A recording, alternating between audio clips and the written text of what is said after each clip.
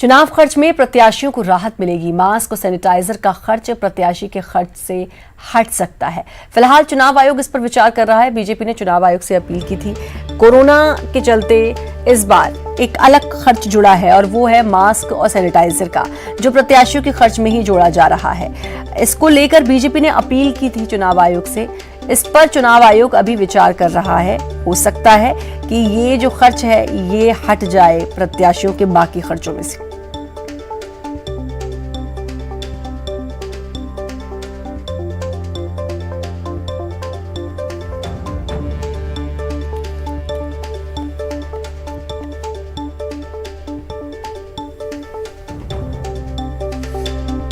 तो प्रत्याशियों को राहत मिल सकती है। चुनाव आयोग दरअसल अभी इस पर विचार कर रहा है। आपको बता दें कि बीजेपी ने अपील की थी कि जो ये खर्च है ये हटाया जाए, सैनिटाइजर और मास्क का खर्च प्रत्याशियों के खर्चों में से। शरद जुड़ चुके हैं हमारे साथ। शरद, ये अगर ऐसा हो जाता है तो प्रत्याशियों को राहत मिलेगी, क्योंकि मास्क और सैनिटाइजर पहली बार ऐसा हो रहा है कि ये एक अतिरिक्त खर्च प्रत्याशियों के खर्चों में जोड़ रहा है। हालांकि विचार कर रहा है अभी चुनाव आयोग।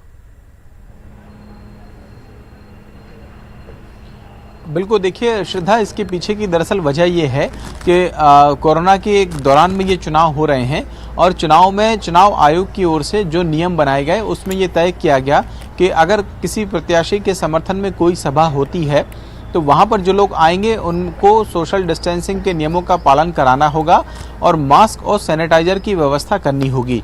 ये व्यवस्था अभी तक जो नियम है उसके मुताबिक जो प्रत्याशी हैं उनकी सभा में उनको करनी होगी और उनका जो खर्च है वो भी कहीं ना कहीं उन्हीं के कुल खर्च में जो एक लिमिट दी जाती है चुनाव के दौरान में उसमें जोड़ा जाएगा। तो ये अनिवार्य है, लिहाजा जो प्रत्याशी हैं उनको ये करना पड़ रहा है अपनी सभाओं में। इसको लेकर बीजेपी की ओर से चुनाव आयोग में एक अपील की गई थी और ये कहा गया था कि अगर कोई एक छोटी सभा भी होती है तो उसमें मास्क और सैनिटाइजर पर करीब 25,000 रुपए का खर्च आ रहा है। जितने भी लोग वहां आ रहे हैं उनको सबको उपलब्ध कराने के लिए, और जो अगर कोई बड़ी सभा है तो ये खर्च 50,000 तक भी जा रहा है। इसमें एक और समस्या ये भी आ रही थी कि कई ऐसे लोग थे जो मास्क और अपना खुद भी लगा के आते हैं और उसके बाद में वहां मौजूद रहते हैं, लेकिन वो कहीं ना कहीं जो प्रत्याशियों की संख्या, सभा में मौजूद लोगों की संख्या होती है उस आधार पर तय होता था। तो ये एक अपील बीजेपी की ओर से की गई थी और ये माना जा रहा है कि चुनाव आयोग ने इस विषय को गंभीरता से लिया है और वो इस पर विचार कर रहा है। हो सकता है, इस बात की संभावना भी ज्यादा है कि जो कुल खर्च है उसमें से मास्क और सैनिटाइजर का जो खर्च है वो प्रत्याशियों के कुल खर्च से हटाया जा सकता है। जी जी, बहुत बहुत शुक्रिया आपका शरद, तमाम जानकारी देने के लिए। मध्य प्रदेश में विधानसभा उपचुनाव का शोर अपने चरम पर पहुंच गया है। सूबे में सक्रिय तमाम राजनीतिक दलों के नेता जीत के लिए पूरा जोर लगा रहे हैं। खास तौर पर प्रमुख पार्टियां बीजेपी और कांग्रेस ने अपनी पूरी ताकत चुनाव प्रचार में झोंक दी है। सत्ताधारी दल के मुखिया शिवराज सिंह ताबड़तोड़ चुनाव प्रचार कर रहे हैं। इस कड़ी में आज सीएम शिवराज छतरपुर की बड़ा मलहरा सीट के लिए चुनाव प्रचार करेंगे। इसके अलावा अनूपपुर और सांची में भी चुनावी जनसभा को संबोधित करेंगे। आज बीजेपी 28 सीटों के लिए अपना 28 संकल्प पत्र भी जारी करेगी।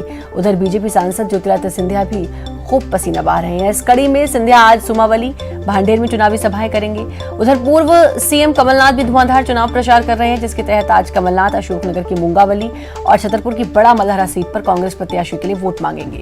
साथ ही राजस्थान के डिप्टी सीएम सचिन पायलट मुरैना में कांग्रेस के लिए वोट मांगेंगे। उधर बीजेपी की तरफ से पूर्व सीएम उमा भारती भी चुनाव प्रचार मैदान में अब कूद पड़ी हैं। उमा आज भिंड, ततिया और सागर में चुनावी सभाएं करेंगी। बीजेपी प्रदेश अध्यक्ष विष्णुदत्त शर्मा अशोकनगर में प्रचार करेंगे। केंद्रीय मंत्री नरेंद्र सिंह तोमर शिवपुरी, इंदौर में चुनावी सम्मेलन करेंगे और केंद्रीय मंत्री फग्गन सिंह कुलस्ते बुरहानपुर में प्रचार करेंगे।